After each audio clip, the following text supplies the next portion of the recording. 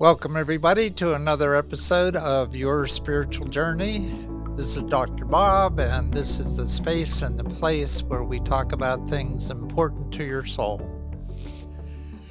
As always, if you're watching on YouTube, we ask you to subscribe, like us, leave a comment if you like, and support us on Patreon if you can.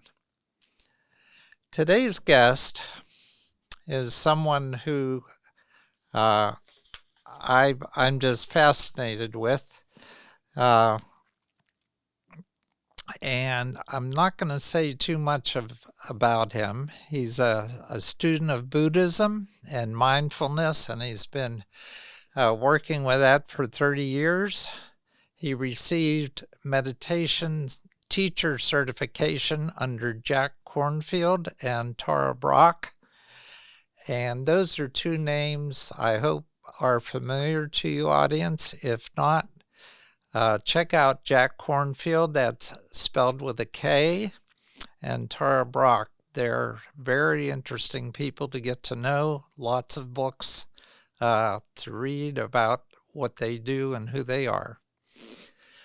So he's got his lay Zen Buddhist ordination from the Zen Center of Denver, where he now teaches classes and serves on the board. And just to look at our personal never-ending quest for more, it's something that we all have ingrained in us just from childhood. He's a mindfulness teacher and a successful entrepreneur. So our guest is Billy Wynne, and he shows that embracing emptiness can declutter the mind and distill our experience of daily life in its essential beauty, clarity, and joy. He lives in Denver with his wife, children, and sheep-hoos, Oscar and Archie.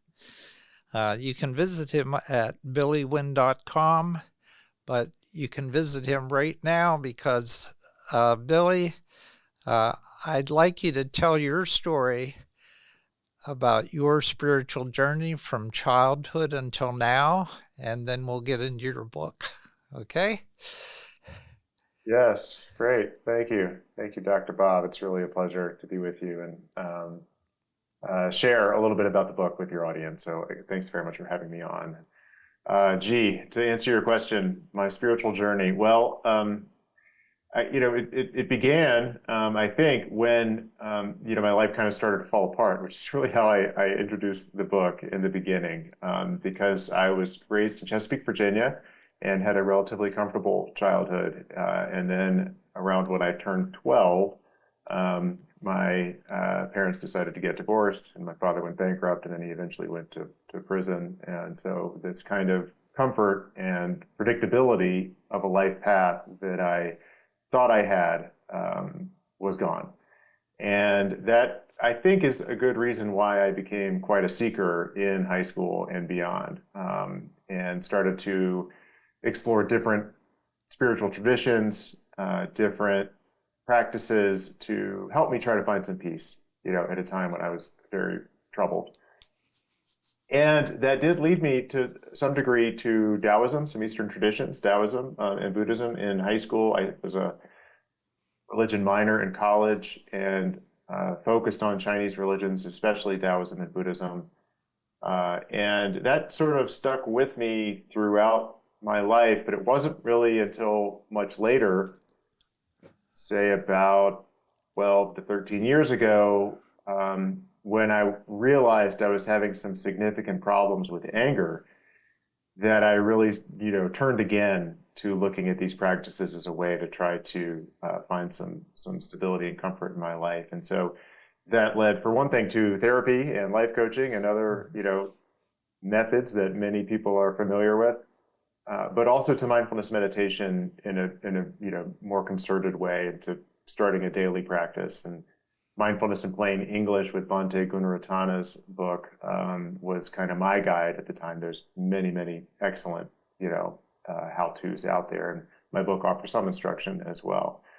And then not long after that, about 8 years ago, I dove headfirst into the Zen Center of Denver and really haven't emerged since. So I've become a very dedicated practitioner of Zen Buddhism.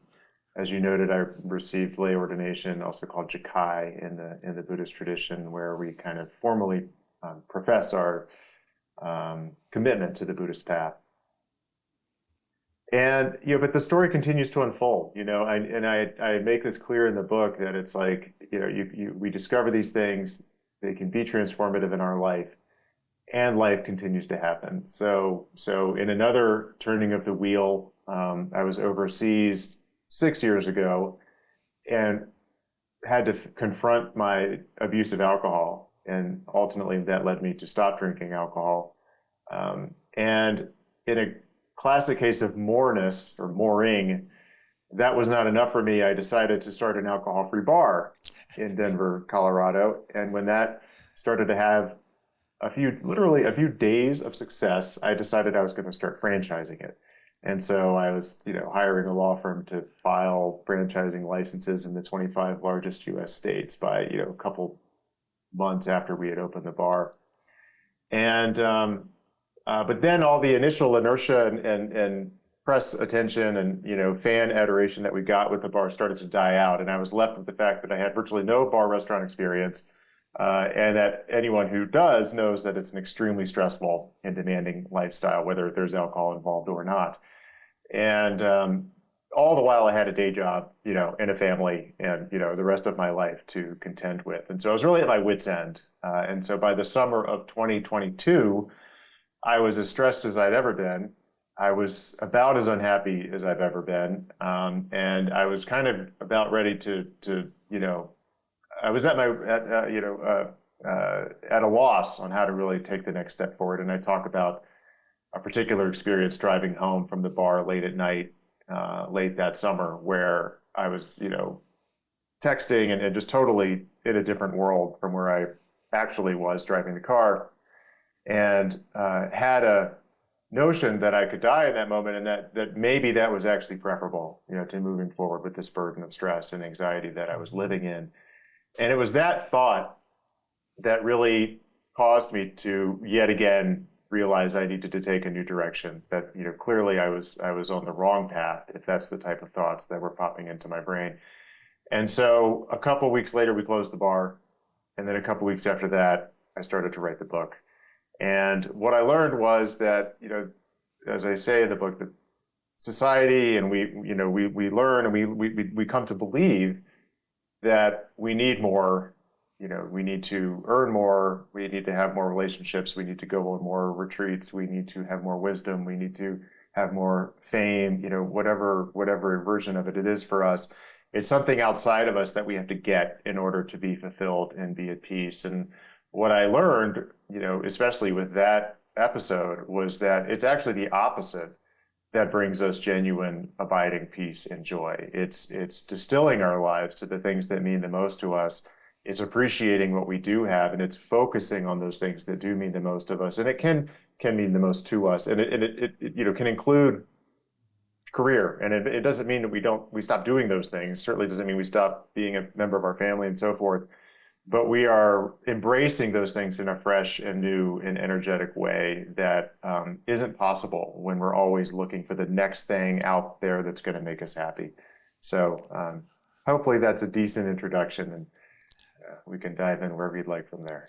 Okay. Well, I'm going to take you back first to childhood. Often as children, we are raised in a specific religion or some spiritual tradition that our parents introduce us to. Did you have any religious or spiritual background before your parents got divorced? Yes. So I was raised in a Southern Baptist church in Chesapeake, Virginia, Great Bridge Baptist Church.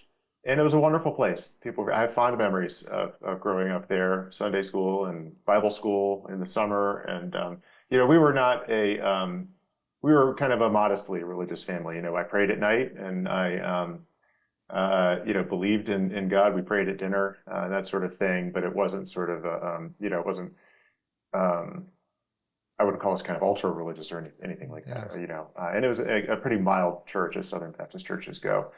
Then after the divorce, at about that time, my father started attending Atlantic Shores Baptist Church, which was much more evangelical and fundamentalist in its Mm. perspective. And the head minister at the time, Pastor Sweet, uh, uh, who was a basketball player at Liberty University, he's like very imposing figure, 6'8" or something like that. Very charismatic guy, but a very, very religiously conservative and Right. politically. He actually ended up running for Congress. He didn't win, but that sort of thing.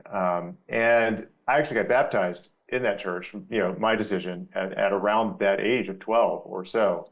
Um, but quickly, I'd say as I was 14, 15, 16, started to get pretty disillusioned with that track, and I don't, sort of regret or begrudge any of these experiences. They all are a part of me, and they've all, in various ways, informed, where I am today, and I'm very grateful for where I am today. So I don't quibble with these, different traditions that I had the privilege of being exposed to.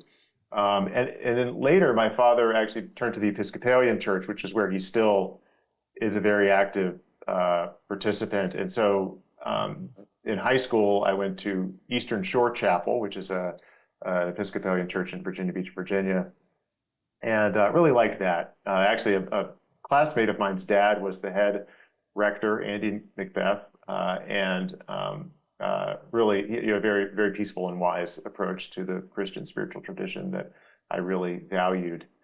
Um, but then still nonetheless, college, I kind of gravitated into these alternatives, and really was kind of reacting at that age and at that Right. time to um, my upbringing in the more conservative versions of Christianity. And after college, I joined. I began attending Unitarian churches. My wife and I were married in a Unitarian church in Charlottesville, Virginia. We attended a Unitarian Universalist church in Washington, D.C., All Souls Church, which is a beautiful church at the intersection of Adams Morgan and Columbia Heights neighborhoods, if those are familiar with the city. And my daughter had her rose ceremony there, which is kind of like a christening, version of a ceremony with them. So a lot of love, and I still, in some ways, am kind of a Unitarian at heart, kind of the open-mindedness and the diversity, Mhm. of belief, and sometimes diversity of, kind of the backgrounds people come from in that church, is still very, very meaningful for me, even though I now attend, a Zen Buddhist Sangha community, Sunday mornings and other times. So that's a little bit of a longer view of my spiritual path. Well, that's what we were looking for. uh, Yeah. so your explanation of, I guess, your parents splitting and you looking then at these different spiritual paths. Often what happens when parents split is that, if someone's in their teens, they they don't go to a spiritual path, they go to maybe a delinquency path, or they begin to act out, and because of the way that they're impacted by that situation. So I guess I'm curious to know if there was a pull in that direction for you, like, either this is my fault or how dare they do this to me, because we take those things personally often when we're Yeah. younger. Yes, sure. Yes, I had all of those thoughts. I had anger, I had confusion, I had sadness, I had uh, a bout of depression in college that I think stemmed directly from, my childhood experiences, including my parents' divorce. And it was the first time that I got professional therapy was in college, and it was incredibly helpful. And it was that psychiatrist who helped me realize, of course, I mean, I was 20, so I had no idea what was going on with me. He helped me realize the depth to which I was hurt by my parents' divorce, and to start to begin, the lifelong journey of really healing, from those wounds. And so, yes, I did have rebellion. I acted out in a variety of ways. I kind of kept my train on track academically, and through good fortune, to some degree, I believe, due to privilege, and other, sources, I avoided catastrophe of, going to prison, or, getting in real trouble, or really hurting somebody else or myself, although there were some pretty close calls along the way, especially with my heavy drinking, some experimentation with drug use, and just general, kind of, anti-authoritarian, Yeah. acting out. So it was close, a couple times throughout there and even into adulthood.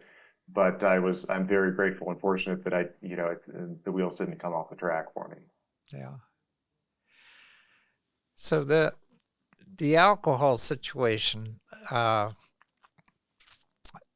was interesting to me because it was a decision that you made and something that you were able to give up without a lot of help. You didn't go to AA. You didn't seek a group to help you through this. So what was it, do you think, that was within you to just say, all right, this isn't working, so I've got to Yeah, try something yeah. else? Yeah. Well, so a couple things. I mean, so number one, I really owe it to my mindfulness and Zen Buddhist practice, because at the time I was doing this Jukai process that sometimes people call it lay ordination in the Buddhist tradition. And as part of that process, we study and we adopt as our own what we call the Bodhisattva precepts. And I won't go too deep into this, but suffice it to say, they're sort of ethical guidelines Mm-hmm. for Buddhists that stem from the early days of what we call the Vinaya tradition of the monastic rules for monks. But it's translated into ordinary lay life. And to some degree, while they're different in many ways in spirit and content, you could very loosely think of them as like the Ten Commandments. The first one is not to, I vow not to kill, or to harm, Yeah. is another way to think about that. But or lie or steal. So there's some, not too surprising ethical guidelines for a spiritual life. Well, the fifth precept is to not misuse alcohol or drugs. And, and again, in the monastic context, you're drinking alcohol is forbidden. But for lay practitioners and many modern Buddhists, they do drink, but the precept is there to consider, honestly and earnestly what that guideline means for you personally.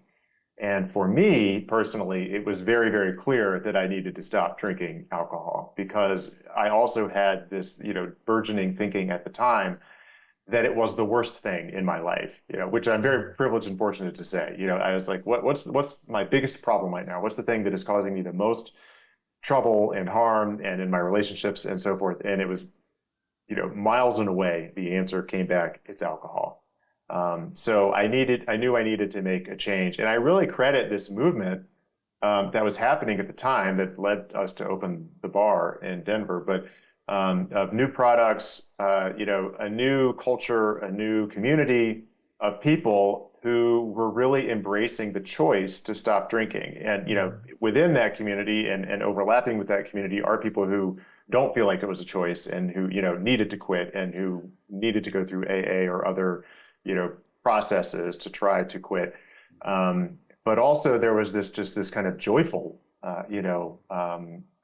movement to say, we don't need this, we don't want this, it's not serving us, and so let's go in a different direction. And that was a big key for me. Was like, after 25 years of heavy drinking, I felt like I'd had every experience alcohol had to offer. I had every mind state that the chemical had to, offer, and I was sick of it. Like, it was not going to bring me anything new, right? And what I was excited about was to live and socialize and be in the world without alcohol. That felt new. That felt exciting. And that was actually going to be, for me, a different way of being in the world than my conventional way, which was, particularly when socializing in kind of the haze of alcohol. So I do feel very, very lucky. It is definitely worth noting and important that my wife quit drinking a month before me. Now, she didn't, tell me to quit, or it wasn't like that, but it undoubtedly helped. And part of it was, as many people who have challenges with alcohol do, I was setting some rules. One of those rules was I'm not going to drink alone. And with my wife not drinking, when I'm home, then I would, if I stuck by that rule, then I wasn't drinking either. Because, Yeah. so that definitely helped. And a variety of other factors. And in Buddhist tradition, we call it causes and conditions, just kind of things within and without of our control that are the reason things happen the way that they do. I was very lucky to be able to quit and have not really had any meaningful temptation to go back to it since then, 6 years ago. So I'm one of the lucky ones. And I know for many people, it's much more difficult and complicated than that. But for others, it doesn't have to be. And this is one, I'll just say one more thing, if you don't mind, that I personally believe that the kind of bright line many people and a kind of society draws between alcoholic and non-alcohol, and someone who is not an alcoholic is harmful and misleading, because many of us, including myself, for 25 years, say to ourselves, "I'm not an alcoholic. I haven't woken up in a ditch," seems to be the kind of thing that we say, "and therefore I don't have a problem with alcohol." Right? Well, there's lots of people who don't have the extreme version of alcohol abuse who might want to at least consider, mindfully and openly, how alcohol is playing out in their life and the degree to which actually it's helping them, live a happy and meaningful and fulfilled life. And so it doesn't mean, everybody's going to quit drinking alcohol, but it does mean that I think there's a much broader spectrum of behaviors relating to alcohol that are worth inquiring about than just saying, well, either I'm an alcoholic or I'm not, and that's kind of the end of it. Yeah. So your wife preceded you in this. Did she go through AA, or did she do the same thing in terms of just making a decision? This isn't a good part of my life, so I'm going to do without it. Yeah, it was the same for her. It really was a decision. And, she, like me, had some, more minor episodes that presented some evidence that alcohol was bad for us and not Yeah. helping us be the people we wanted to be, but nothing catastrophic, fortunately. And she actually drank a lot less than me, and so she calls my decision to stop drinking a miracle. And I think to some degree, at least compared to her, it was, because I was much deeper into the thick of it than she was. So in that sense, I think her choice was easier. But also she was, very into women's health, also into kind of mindfulness and, yoga and other kind of healing practices. And so like me, and in some ways like how she taught me,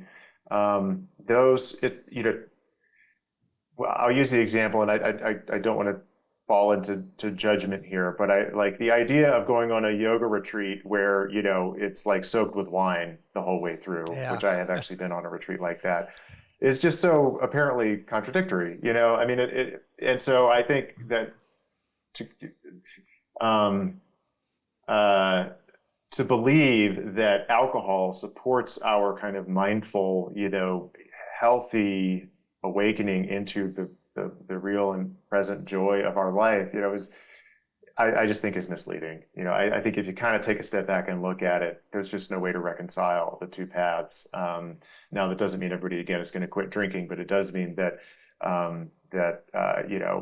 we probably don't want to be drinking while we're doing yoga. Yeah. To start there, Right. if that makes sense. So, yeah. Yeah, that's when you're looking at a healthy lifestyle, uh, somehow that just doesn't fit in right. Yeah. And there's been, so more and more science. And since then, the American Cancer Society has come out to say that no amount, and I'm not here to proselytize about not drinking alcohol, but I do want to share that since then, the evidence, not long ago and still now, there's the idea that, oh, a glass of red wine is good for me, right? What a joke, right? But Right. that is something that a lot of people have been told, and that they believe that certain amount of drinking alcohol is actually good for your health. No, I just want everybody listening to know that is 100% false. and that the American Cancer Society and this rapidly growing body of doctors and scientists and people who know the facts of such things are saying, of course, you may choose to drink, but do not think you're doing your body or your mind any help, any favors by making that choice. Same with like sugar or other things like that. It's like some of it might be okay for you, but don't believe that it's actually good for you. So anyway, I just wanted to add that in. Yeah, I don't know, there's still this sense out in the ethos that red wine is good. If you're going to drink red wine and you're okay. Right. Yes, and the red wine industry has a little something to do. Yeah. I'm not into conspiracy theories, but you don't have to look too far to see where that message is coming from. So anyway. Yeah. Well, it sounds like even though you didn't go through AA, you were able to surround yourself with a community of non-drinkers. Yes. And that must have been helpful just in terms of a social life. I would think that would help. Yeah. Yeah, and I'll tell you what, you're doing the alcohol-free bar, and that was a very, very interesting experience because we had the whole array of people and their relationship with alcohol there. We had people who do drink, and we're just not going to be drinking that night, or at least while they were in our bar. And then at the other end of the spectrum, we had people in AA and living, day to day with their commitment to quit drinking, and a lot of people who work for us, were in AA and in the really dedicated to that path for sobriety. And so one thing it taught me was to try to,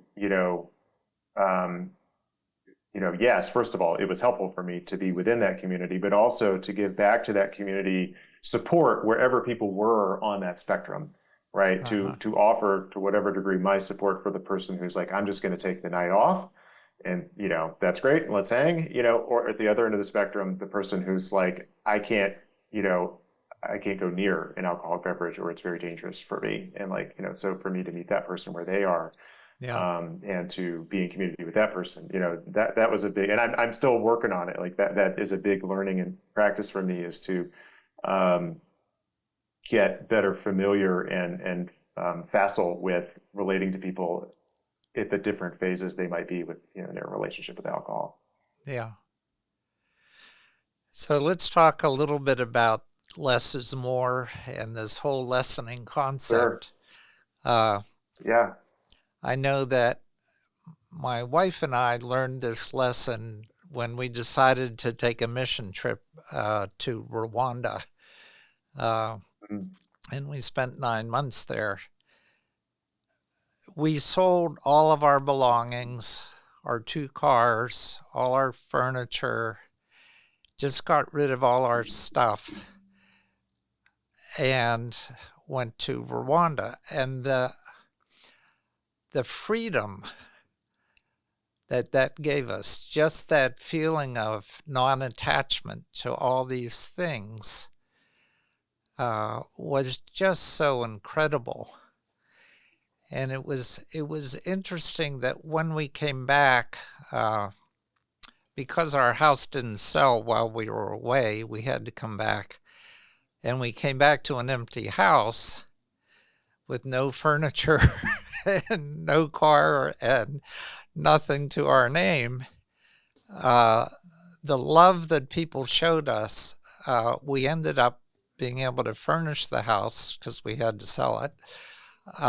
And someone gave us a car, and it was just amazing. And that sense stays with us. That was back in 2017, 2018. That sense of knowing that we don't need all this stuff has stayed with us. And I won't say we haven't accumulated anything that we don't absolutely need, because we have.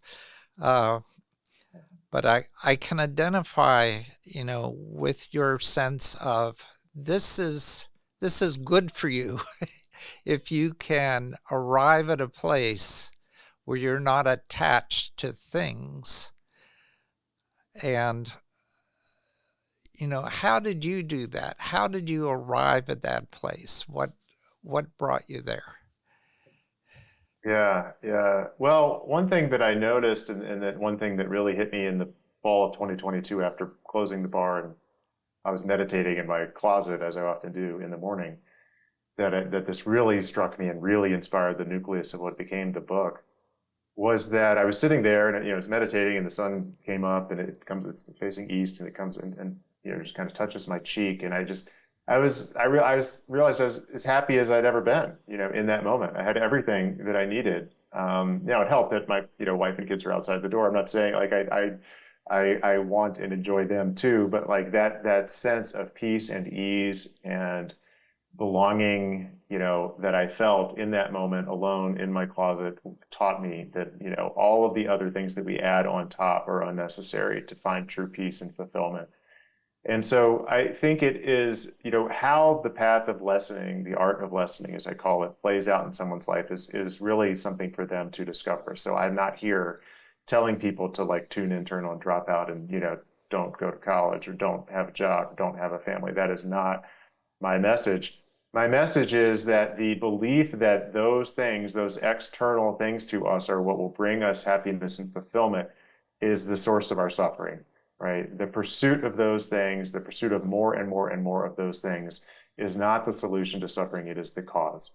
And the solution to suffering is actually to change our relationship with our life so that we realize that from the very beginning, we are whole and complete and fulfilled just as we are, and that we don't need to change. We don't need to be somebody else. We don't need to, actualize X, Y, and Z idea in order to fulfill what we were born as. And whether you have a spiritual tradition or not, I believe that we can all discover that truth for ourselves, and that then our relationship to these two things changes. And yes, it may often lead to us simplifying our life. And so for me, a very stark example was I closed the bar. I had to and that was not an easy decision. We had a lot of attention and felt a lot of responsibility for the alcohol-free community and so forth.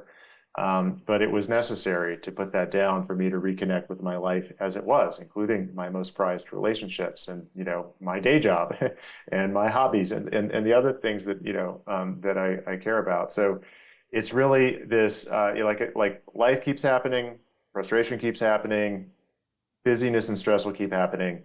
But we can change the way that we relate to those things. And that's really what the art of lessening is about. Yeah. The one thing that I guess because of a recent event in my life that I identified in your book, when you talked about the revelation that you had in the car, where you were you were multitasking while driving, Yeah. and Yes. realized that any second now you could just be dead, and that might happen. Yes. Yes. And my experience was driving back from West Virginia to Pittsburgh and realizing that I just woke up. And that meant that my Mm. eyes had been closed and I wasn't aware Hmm. of it. Yes. Yeah. And that realization to me said, okay, one, somebody's watching over me, because Mm. I could have, any second been dead. And I looked around, looked through my mirrors, and there were no cars around me. Thank God there were no cars around me at that time and at Yeah. that moment. Yeah. But it was a realization for me that the difference between life and death can be just seconds. And, Yes. that you have a choice at any moment to choose life. And you Yes. obviously chose life at that time. And it sounds like it was a conscious decision. Is that how you interpret it? Yes. Yes. And in that moment, and then going forward to really, something that's kind of cliche, but to say yes to my life and to reconnect with it in a way that I'd kind of forgotten. Um, and it's, again, I thought that the doing these extra things and whatever, multitasking I was doing at the moment would somehow make me happy. It just shows how deep in the illusion I was. And so I knew that in my heart of hearts that I loved my life and I was grateful for my life, and the fact that my mind was drifting away from that very core gratitude and appreciation, um, again, was just clear cut evidence that I was on the wrong path. Yeah. So what Close my blind real quick here. All right. Sun's what coming up. Yeah, go ahead. what was it that pushed you to write a book? Yeah, that's a good question. I think that I needed some space to express the ideas that I wanted to express, and partly because I wanted to take on the topic of emptiness, the Buddhist teaching about emptiness, which on its face, at first glance, first of all, doesn't sound very positive. It sounds like Right. meaninglessness or nihilism or something like that. I think that's the first things people start to think about. And it can be relatively complicated for us to understand. I mean, even those of us practicing Buddhism all the time, it's a fairly, not esoteric, but it's a nuanced concept. So I needed some space to try to draw it out and to try to help people understand how it is actually a very, very positive thing and can mean something in their life, whether they're Buddhist or not.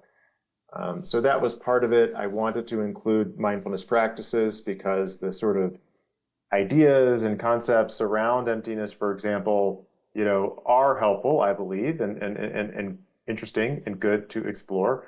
But in and of themselves are insufficient to really transform your life. So meditation is one tool for really helping us let the teachings kind of into our bones and marrow, if you will, feel them for ourselves rather than just Yeah. think about them in our minds. More of an embodied, experience of emptiness and the other teachings. And then I wanted to include the autobiographical components because I wanted to, first of all, if I was going to believe I had something to share in terms of teaching, I wanted to be open and authentic about who I am, so that Mhm. readers can see that and decide, kind of where these teachings are coming from and like that sort of thing, how my experience, has led me to on this path, and also to show that I hope that these teachings and practices, are not just theoretical; they are intended to apply to our real life here and now, and can be transformative with how we live our actual days, rather than be some kind of lofty, make believe kind of idea that we just is nice to think about from time to time. It's really intended to, have an impact on our relationship with our partner and our children and our, and our job and our, Mhm. what we do for fun. And so that's where the rubber meets the road, and where, I think these teachings and these practices are correctly evaluated, the degree to which they do translate to the here and now of people's actual lives. And so anyway, so I couldn't do that in a blog post or, or a Right. series or whatever other medium there are. And so I think the book has turned out to be a good vehicle for expressing that array of ideas. Well, to me, a lot of the value in your book is that it is an experience. It isn't just something that you read once and put it away and say, "Oh, that was nice. He found himself." Because Right. this book, one of the things that I really like about what you've done with it is put guided meditations around each concept that you want to get across, so that the person not only understands them intellectually, but understands them in an internal way that, I don't know, really speaks to me anyway. And when I think about uh, the value of your book for me going forward is to use those guided meditations on an ongoing basis and introduce others to them. Uh, I've been doing meditation for years and participated in guided meditations. Uh, I'll be taking a group to Bali next year in May, so a year from now. And one of the things that we'll be doing are guided meditations daily.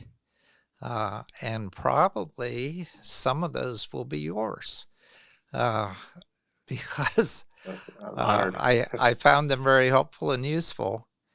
So, in just letting the audience know about your book, it's a book to be experienced, not just to be read. And it's something that you can pick up again and again and find useful in your life. So just congratulations on coming out with a book that is a great experience, not just a good read. So kudos for that. Thank you. Thank you very, very much. I'm very honored by everything you just said. And I do hope people find some benefit in the guided meditations. And they are, just would like to add, I've done audio recordings of the guided meditations that are available for free on my website. So folks, if they don't want to be reading the meditation while they're practicing it, they can listen to it, and it's almost verbatim the same words to guide them through. And my good friend Greg Feldman, who's a music producer, created some nice ambient music in the background.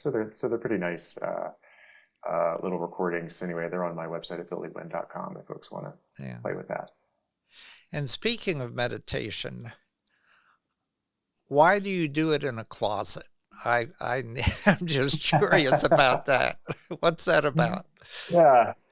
Well, because it's a quiet place where I could close the door that is near where I wake up in the morning.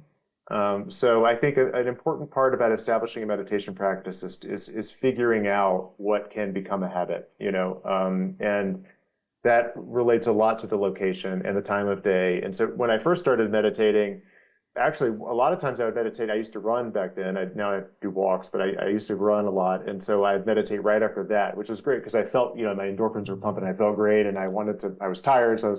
And that was really, really nice. Other times I would try to schedule, like will never forget, like creating a little calendar appointment with myself for, meditating for 20 minutes at 1 o'clock in the afternoon or whatever. And the reality was that very rarely did I actually do that when I was approaching it that way. So what I found was that first thing in the morning is really the thing that would work for me. And when I started meditating, my son was, earnestly on a daily basis, my son was like 3 and my daughter was 8 or so, so and as soon as they woke up, it was, basically the day was over as far as my personal quiet time was concerned. So I found that for me, and not everybody can do this, I just had to wake up a little earlier than I normally would. And so so now, then and now today, it's a few yards from rolling out of bed and then getting over to my cushion in my closet and closing the door. And I have a little timer app that I use. And now it's like, that's just what I do every morning, it's wonderful to have a habit like that. So that's the answer. And occasionally I'll I'll meditate outside, or we have another room that is a bigger window facing outside. That's kind of nice sometimes. But this is also a little bit guided by my Zen practice, where in my tradition and one of the Zen traditions and the one that I'm a member of, the tradition is to face the wall. You meditate, facing. So really the idea is there's nothing, to distract your field of vision or your experience of meditation, which there's lots of other ways to do it. And some people like to sit out. All that is wonderful as well. But for me and the path that I've been on, actually the closet makes a lot of sense because, I can just sit and face the wall of the closet, and it meets my needs. So. Okay. All right. At this point in all of my podcasts, I give the guest an opportunity to leave the audience with some words of wisdom. Now, your book is just full of them. So it may be difficult to narrow this down, but given that this Yeah. is your opportunity with this particular audience, this group of people, what would you like to leave them with? Sure. Well, that's a nice question, and I'll do my best to respond. So, I guess what I'll do is speak a little bit really to what's at the heart of the book, because what the thing that I want people to know, the thing that I realized for myself in the fall of 2022 was that, you are whole and complete from the very beginning, right? You are inherently fulfilled and enough.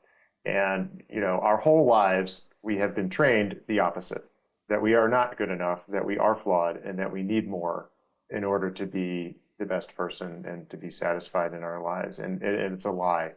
And so finding wisdom and techniques to bring us back to what we knew in our heart and soul as a child, that we are already good enough, is really at the core of this book. And the teaching of emptiness that I want to invite people to open themselves up to, and the exploration at it, in its most personal, is to begin to think about what makes us us. And there are exercises for this in the book, and the chapter 9, is kind of the culmination of that teaching, where we look at ourselves this way, and to look at others around us, and the things that we think make us us, and the things that we think make them them. And if we take a good, calm look at it, those things may not be exactly what we have assumed them to be all along. And that these barriers that we imagine to be between ourselves and others, and between ourselves and the environment around us, are not as clear cut and impermeable as we believe and have been led to believe. And so it's really starting to soften our attachment to these ideas of ourself as ourself and the other as the other. And the separation that ensues and the craving and aversion that ensues from there is really at the heart of the path that I'm offering people. So I hope that resonates with your audience. There's 250 pages more in my book that they could explore to better understand what I'm pointing to. But I would also like to say, and I appreciate this opportunity to be on your podcast, Dr. Bob, because I never want to be misperceived as saying that, Buddhism or Zen Buddhism or anything like that is the only way to access this truth. I believe it's universally true and universally accessible. And so whatever someone's spiritual tradition might be, whatever their belief system might be, or their kind of, anti-belief system, if you will, as I've been through phases of that in my life, whatever it may be, there is an opportunity to open ourselves up to this truth. And we might have different lenses and different ways of expressing it, but I believe that, at its heart, it is the same. And so it's an open invitation to us all to look into this and see what it means for our lives. Okay, great words of wisdom. The book, again, audience, is The Empty Path by Billy Wynne. And until next time, just take what you've heard, incorporate what resonates with you into your life, put the rest on a shelf until you're ready to deal with it. And until next time, this has been your spiritual journey.